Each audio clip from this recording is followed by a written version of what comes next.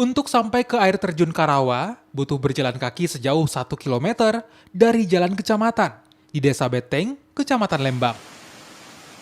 Perjalanan memang butuh perjuangan karena mengarungi bukit dan jalan setapak. Namun semua lelah itu akan terbayar kala tiba di lokasi air terjun Karawa. Keindahan lokasi wisata di Kabupaten Pinrang, Sulawesi Selatan ini membuat rasa lelah seketika sirna. Air terjun Karawa berada di Gunung Karawa dengan tinggi diperkirakan mencapai 50 meter. Pesona asrinya membuat banyak warga datang bahkan hingga dari berbagai daerah. Dari Parepare? Dari Parepare. Di sini sama siapa? Kesini sama ini teman-teman. Teman-teman. Ya. Kenapa pilih air terjun Karawa?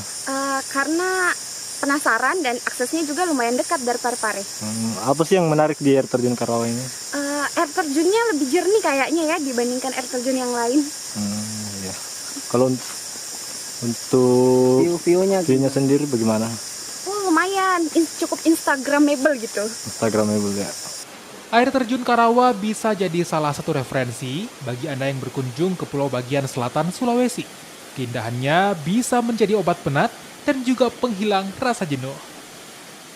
Sudin Samsyudin, Kompas TV, Pinrang, Sulawesi Selatan.